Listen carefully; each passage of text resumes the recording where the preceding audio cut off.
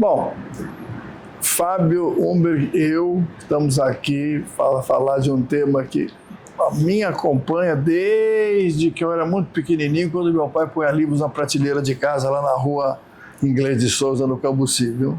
Então, já me acompanha há muito tempo, sem que você soubesse que isso acontecia na minha vida. Não sei como é que foi a tua jornada para ser tudo que você é hoje, né? Se você quiser contar um pouco, é bom. Bom, eu também, o livro me acompanha desde pequenininho, né? Eu fui uma criança que usava óculos, ou seja, na época chamavam o bullying era o quatro olhos, chamar de quatro olhos, né? 4 olhos. Né? E então eu tinha uma inabilidade com os esportes e com as atividades físicas em geral. Então eu acabei me recolhendo muito na leitura, assim, desde a primeira infância. Eu aprendi a ler cedo. Tinha um irmão mais velho que aprendeu a ler e eu fui atrás dele. Que idade você tinha quando você começou a ler? Antes dos 5 anos. Puxa! E desde então, a coisa que eu mais faço na vida é ler. Continuo lendo num ritmo bom, embora as atividades do dia a dia... Só por curiosidade, Fábio, quantos livros você lê e que ritmo? Você falou, lê muito. Num mês você lê quantos livros? Normalmente eu faço um levantamento, eu anoto tudo que eu leio. Então, no ano passado eu li, acho que, sei lá, 60 e poucos livros. É um pouco mais de um por semana. Mas isso também varia um pouco. Eu considero que mais ou menos um por semana é uma média que daria para a gente considerar ao longo dos anos. E não é só porque você precisa para o trabalho, é porque você gosta. Você mostrou desde a infância, né? Eu sempre gostei muito de ler literatura, né, ficção em geral, mas eu gosto muito de biografias, eu gosto de livros de história, de reportagem. Eu leio muitos livros profissionais também, livros diversos. Como a gente já conversou anteriormente, livro é alimento. Né? O livro é o alimento. É um dos grandes alimentos, né? É a proteína cultural que nos salva, né? Isso. Pois é.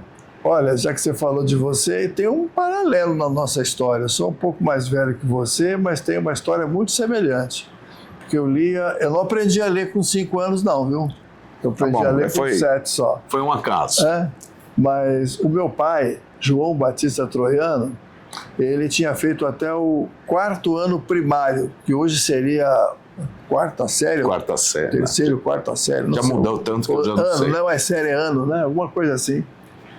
Mas ele se especializou em leitura, ele lia tudo e gostava de falar bem, porque descendente de italiano, você precisava falar direito, do ponto de vista dele, precisa ser reconhecido, não como um carcamano, mas como um nativo, né? Um brasileiro.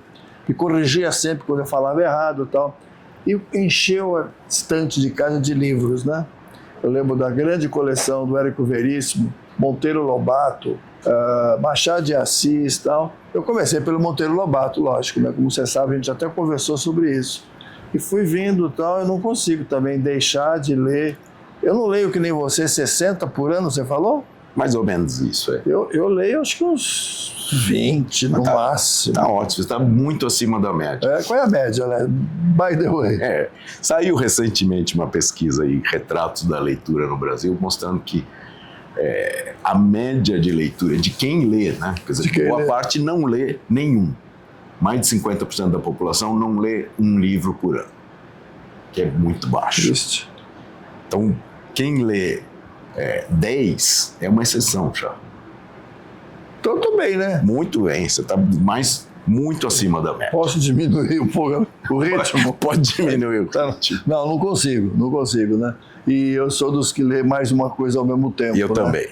Então, dependendo do dia, da hora, eu pego uma coisa, eu pego outra. Mas inclusive, depende do local. Depende muito do local, né? Eu lembro, há alguns anos, eu fui para Itamambuca, né? Lá no litoral norte, e eu falei, eu vou ler.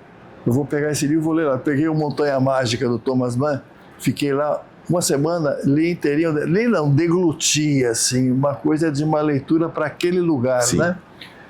Então, para mim, a vida de leitura foi fundamental, tem sido fundamental, que encaixa um pouco com a vida profissional. Quando a gente fala de branding ou de gestão de marca, é impossível você falar do tema sem entender o que as pessoas pensam e sentem. A literatura está nos dando isso de graça, né? Lembrei de um texto que eu li do Machado de Assis, dos 200 contos que ele já fez, que é aquele O Espelho.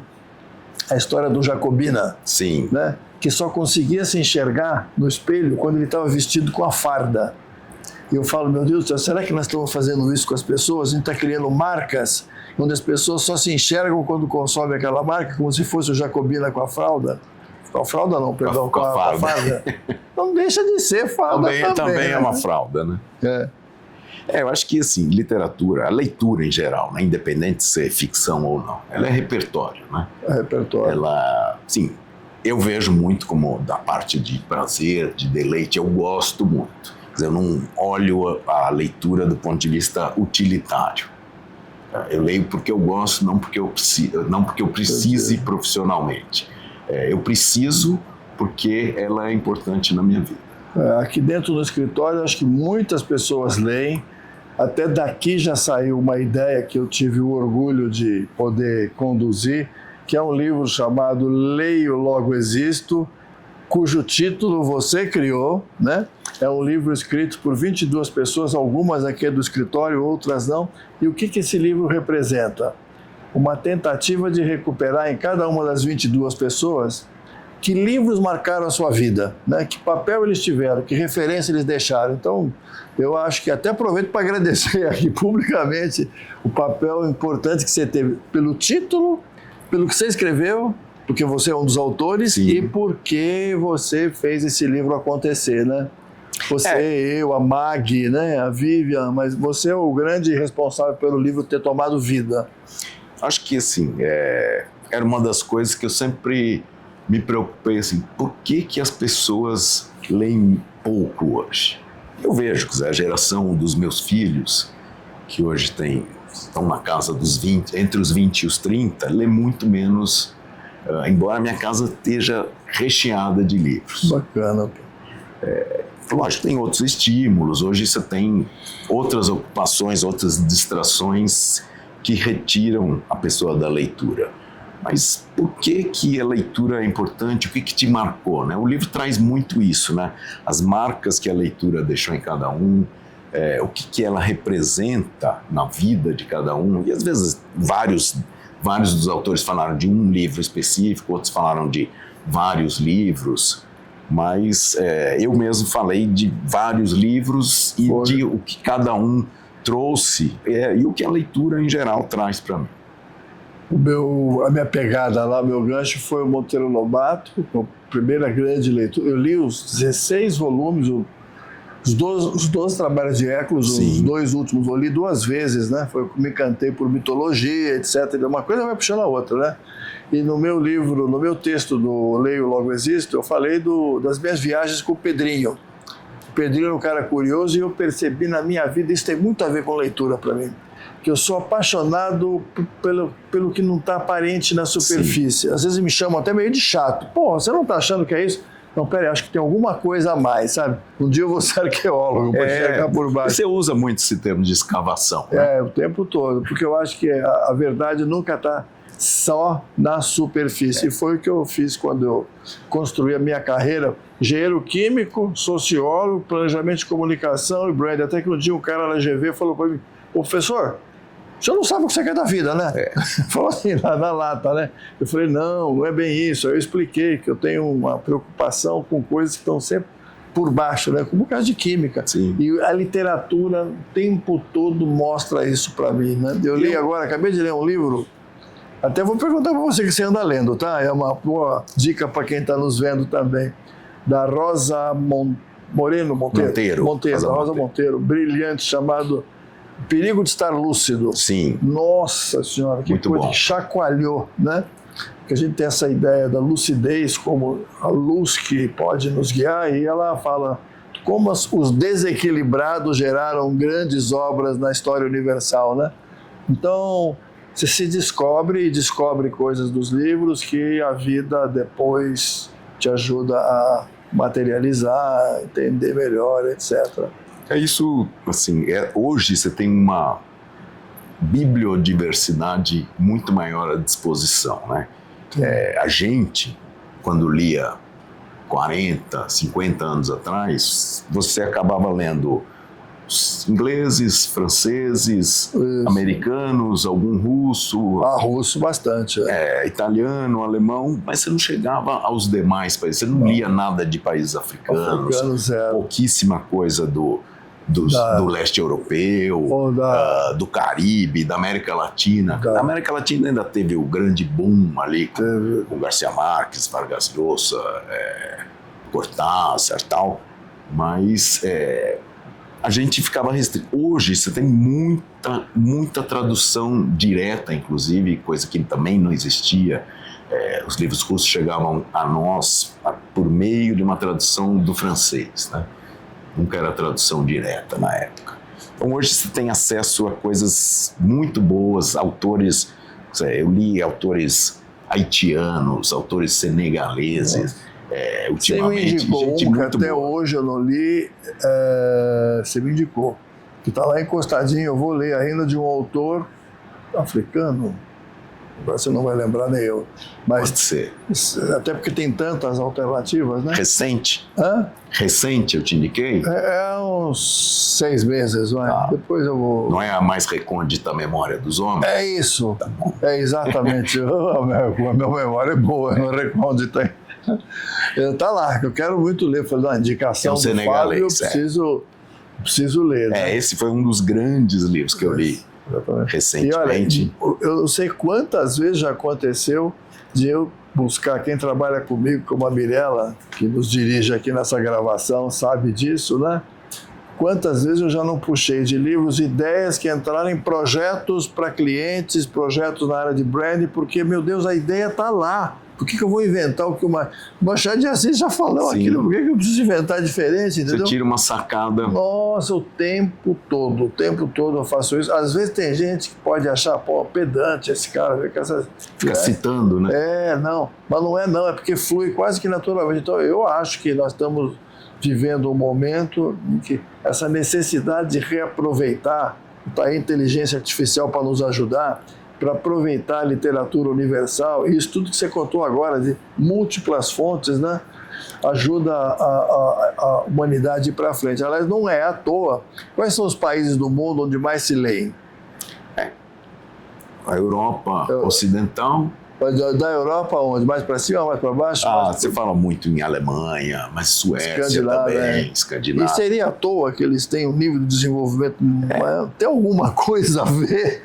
Talvez acho que, lógico, aí você mistura também o aspecto educacional. Isso. Mas, quer dizer, no fundo está tudo misturado, né? Quer dizer, quem lê mais... A Beatriz e o meu filho Gabriel também. Minha filha mora em Londres.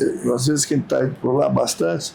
Em metrô, rapaz, eu vejo muito menos gente, eu não digo que não tem, com celular também tem bastante, mas com esses pockets na mão, né? Sim. O tempo todo, né? E com aquela coisa... Assim, é um hábito, né? Porque leitura é hábito. Leitura é hábito. E pode ter as dificuldades que tiver no início, concentração, né? É uma dificuldade hoje nesse mundo muito... de fragmentação da atenção, mas a leitura ajuda demais a alterar esse foco, né? Puxar o foco, aumentar a atenção. Eu estou uma leitura recente, que não é ficção, um livro de um francês chamado Michel Desmourget, chama A Fábrica de Cretinos Digitais. O título é bem agressivo, né? Nós já deu uma medalhinha. Falando justamente sobre isso, sobre como a vida marcada pela exposição tão forte às telas dificulta a nossa capacidade de concentração e de atenção, mas isso não como um prejuízo para os adultos, para o prejuízo do jovem, da criança e do adolescente que está em formação de como está tomando não só tempo dele, que ele poderia estar se dedicando a outras atividades, entre as quais a leitura, mas também diminuindo a capacidade de concentração dele. Diminuir a capacidade de concentração. E a leitura, principalmente em papel. Isso também tem outros estudos que mostram a diferença entre você ler um livro impresso e um e-book. Que você... Qual é a diferença? Você retém muito mais no papel. Porque você é do tipo que fica Eu sempre tô. Eu leio com o lápis na mão. Ah, eu também. Inclusive na praia. Eu levo sempre um lápis. A minha mulher sempre fala, pô, mas vai levar na sacola de praia um lápis? Vou. Barato. Não, mas não, essa história do papel versus... Eu leio nos dois, mas eu leio mais papel. A Cecília acho que lê mais no Kindle, sabe? Ah, o Kindle é bom, aquele negócio noturno de você não atrapalhar. Da luz. Mas não adianta, o papel... E sabe o que eu gosto de livro também? Vocês vão achar que eu sou... Não sou só eu acho. O cheiro. Meu Deus do céu, dá aquela cheirada no livro, entendeu? Vou achar que nós estamos para lá de Bagdá, né? Mas é muito legal, né? E essa história que eu te contei de estar numa livraria, eu lembrei da livraria da Travessa, né? Onde eu olho para aquilo tudo e falo, meu Deus, não vai dar tempo. E não vai dar mesmo. Não vai dar tempo, lógico, a gente sabe que não vai dar. Não vai dar tempo. O que eu estou perdendo, né? Mas eu não sei se todo mundo sente isso, ou tem gente que acha... Não, tem gente que acha o contrário. O contrário. Acho que eu já te contei isso, do contraparente, que um dia foi na minha casa, muitos anos atrás, e eu tinha um escritório, tinha estantes abarrotadas de livro. Aí ele olhou, foi conhecer a casa e tal, olhou aquilo lá e falou, puxa vida, hein? Desde que eu saí da escola, nunca mais eu li um livro. Sério? Quase com um orgulho. É contra parente ou você é contra esse parente? Não, é contra parente. Contra parente. Olha, meu Deus do céu. Então isso acontece, claro, também a experiência de leitura na escola nem sempre é agradável, às vezes forçam leitura. Agora, você que fez Santa Cruz é muito bom para, eu acho que dar esse impulso, não dá não? Foi bom, claro, mas depende muito de cada um, né? Eu fiz Caetano de Campos, ajudou muito, né, a fortalecer essa tendência que eu já tinha de gostar de ler e disso me beneficiar. Mas me fala uma coisa, que livros você está lendo atualmente que você gostaria de ser? Cita os dois que você está lendo, você acha então, que vale eu estou lendo uma antologia do Dalton Trevisan. Dalton Trevisan faleceu recentemente, né? Dezembro de 24. O bruxo, como era o Vampiro de Curitiba. Vampiro de Curitiba, isso. Então é uma antologia que reúne 94 dos contos dele. Ele tem uma produção enorme, mais de 700 contos ele escreveu ao longo da vida.